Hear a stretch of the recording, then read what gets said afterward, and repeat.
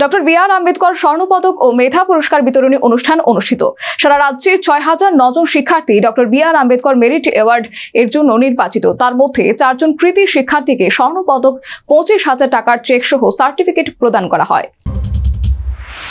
প্রতি বছরের ন্যায় এই বছরও তপশিলি জাতি কল্যাণ দপ্তরের উদ্যোগে ডক্টর বি.আর. আম্বেদকর স্বর্ণপদক ও মেধা পুরস্কার বিতরণী অনুষ্ঠান অনুষ্ঠিত হয়।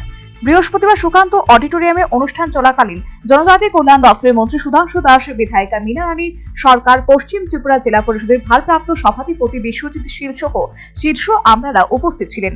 অনুষ্ঠানে 2025-26 শিক্ষাবর্ষে 60% বা তার বেশি নম্বর পেয়ে উত্তীর্ণ হওয়া পশ্চিম ত্রিপুরা জেলার মোট 1,817 ছাত্রছাত্রীকে সংবর্ধনা ও পুরস্কার প্রদান করা হয়। তাছাড়া এবছর সারা রাজ্যে 6,009 জন শিক্ষার্থী ডক্টর বি.আর. আম্বেদকর মেডিকেল নির্বাচিত হয়েছে।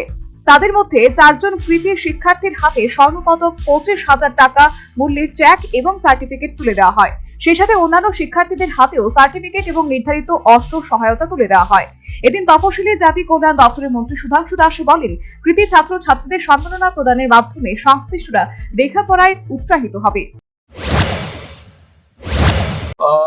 এসসি ওয়েলফেয়ার ডিপার্টমেন্টের পক্ষ থেকে বিশেষ করে মাধ্যমিক, উচ্চ মাধ্যমিক, অন্যান্য পরীক্ষায় যারা 60% প্লাস মার্ক নিয়ে পাশ করেন তাদেরকে প্রতি বছর আমরা doctor B.R.. Ambedkar merit award এটা প্রদান করে থাকি। তো এই প্রোগ্রামটা আজকে আমরা এখানে করছি। আমরা চাই আমাদের যারা এসসি স্টুডেন্টস আছে তাদেরকে সম্মানিত করতে, তার সাথে সাথে তাদেরকে আরো হায়ার এডুকেশনের জন্য মোটিভেট করতে। তো এই উদ্দেশ্য নিয়ে আমরা প্রোগ্রাম আয়োজন করেছি। আমার বিশ্বাস এই প্রোগ্রাম ফলে বা বিশেষ করে যারা অ্যাওয়ার্ড পাবেন তারা কিন্তু আরো বেশি ইন্সপিরেশন পাবে, আরো বেশি মোটিভেশন পাবেন, যাতে পরবর্তী ক্লাসে তারা আরো ভালো রেজাল্ট করতে।